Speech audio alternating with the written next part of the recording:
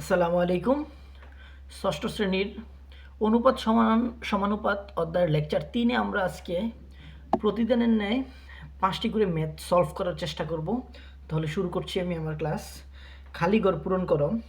এখানে দেওয়া আছে 2:3 আর সমান 8 ড্যাশ বা খালি ঘর দেওয়া আছে।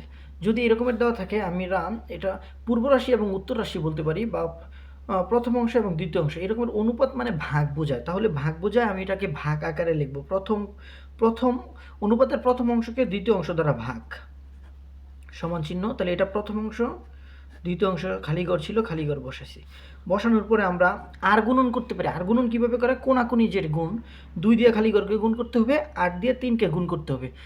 সবচেয়ে উত্তম হয় খালি ঘরের দিকে গুণ করলে আগে। তাহলে 2 দিয়ে খালি ঘরকে গুণ করি, 2 গুণন খালি ঘর সমান, তাহলে 8 দিয়ে 3কে গুণ করতে হবে, 3 গুণন 8।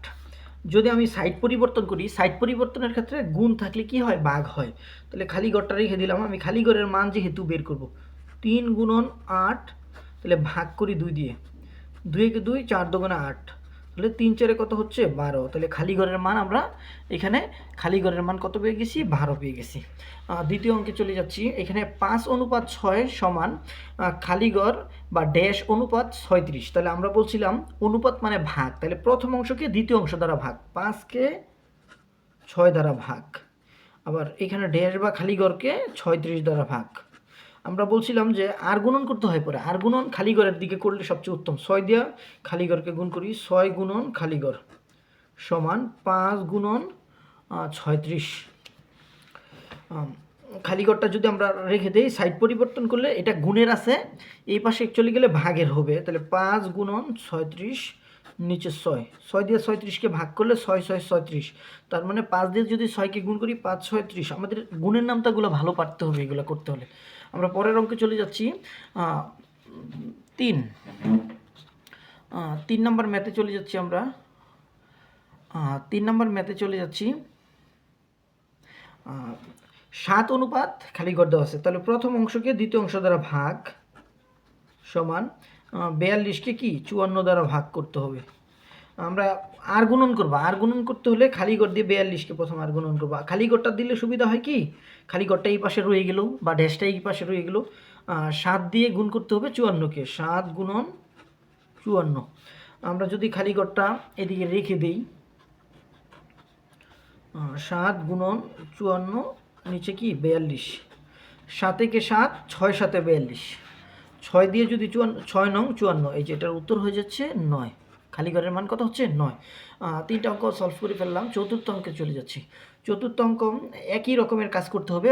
অনুপাতের প্রথম অংশকে দ্বিতীয় অংশ দ্বারা ভাগ করতে হবে। আমরা আগেই বলেছি যে অনুপাত মানে ভাগ, সমান 63কে কি 81 দ্বারা ভাগ করতে হবে।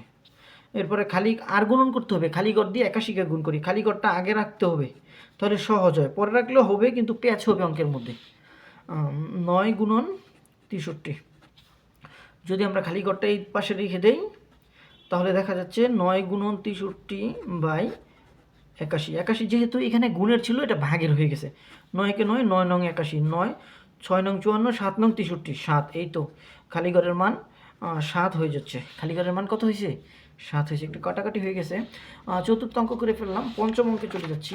পঞ্চম অঙ্কটা মূলত বইয়ে ছিল না, আমি এটা বানাই দিছি একটু। আপনারা নিজে নিজে চেষ্টা করতে পারেন, আমিও করে দিচ্ছি। প্রথম অংশকে অনুপাতের দ্বিতীয় অংশ দ্বারা কী করতে হবে? ভাগ করতে হবে। 27 বাই 81। যদি আমি আর গুণন করি, তাহলে খালি ঘর গুণন 81 সমান 9 গুণন 27। যদি আমি খালি ঘরটা রেখে দিই এদিকে, তাহলে হচ্ছে 9 গুণন 27 বাই 81। 9 কে 9, 9 নং 81, 9 কে 9, 3 নং 27। এটার উত্তর হচ্ছে 3। আচ্ছা, এইভাবে ক্লাস 6-এর একটা ছেলে মেয়ে করতে পারে, কিন্তু এটা যখন চাকরির পরীক্ষার ক্ষেত্রে আসবে তখন আমাদের করণীয় কী? তখন এত সময় কি আমরা পাবো? আমি একটু সহজভাবে একটু উল্টা থেকে বোঝাই। প্রথম অনুপাতের এই প্রথমটার সাথে এই প্রথমটার সম্পর্ক। আবার দ্বিতীয়টার সাথে দ্বিতীয়টার সম্পর্ক। আমরা যেই অংশের মান দেওয়া থাকবে, যেমন প্রথমটার সাথে প্রথমের মান দেওয়া নাই খালি ঘর, তাহলে দ্বিতীয়টা নিয়ে কাজ করব। এটা দিয়ে এটাকে ভাগ করবো 81-কে 9 দিয়া, যেহেতু এটা ভাগের সাইড পরিবর্তন হলে গুণের হয় পরে, তাহলে ভাগ করি। 9 দিয়ে 81-কে ভাগ করলে 9 নং 81, 9 নং 81। আচ্ছা 9 নং যদি 81 হয়, এই 9 দিয়ে 27-কে আমি ভাগ করি। 27-কে ভাগ করলে কত হচ্ছে? এই যে 3 নং 27 হয়ে যাচ্ছে। এই যে 3 এখানে বসছে। এই যে আমরা এইভাবে করতে পারি। আচ্ছা আরেকটার দিকে চলে যাই আমরা, একটু 4-এ চলে যাই। আমরা সহজ প্রক্রিয়া অবলম্বন করি। খালি ঘর আর 63 মান, এটা বের করতে হলে এই 9 দিয়া, এটা 9 দিয়া 9 নং 81, 9 7 নং 63, দেখো এইখানে 7 বসে যাচ্ছে।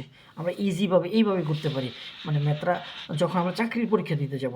আচ্ছা প্রথম অংশ আছে, তার মানে এটা দিয়ে এটা ভাগ করতে হবে।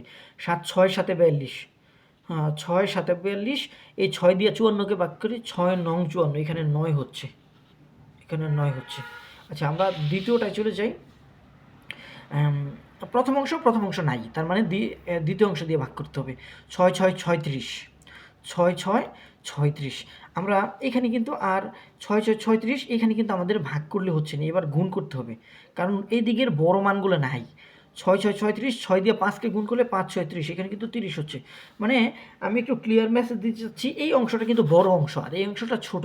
তো আমি বড় অংশ বের করতে হলে কি 5 দিয়ে 6-কে ভাগ করা যাবে? এই যে 6 দিয়ে 6-কে 6 6 36, এই 6 দিয়ে 5-কে গুণ করলে 5 6 30। একের মধ্যে চলে যাই, প্রথম অংশ আছে, তার মানে 2 দিয়ে 8-কে ভাগ করে 4, 4 দিয়ে 3-কে গুণ করি, 3 4 12। আমি বড় অংশ বের করতে হলে শেষে কিন্তু গুণ করতেছি, আর ছোট অংশ বের করতে হলে কিন্তু আমি ভাগ করতেছি। এইভাবেও আমি চাকরির প্রার্থী হিসেবে কি করতে পারি? শর্ট টাইমে অঙ্কগুলো করতে পারি। ধন্যবাদ সবাইকে। আসসালামু আলাইকুম।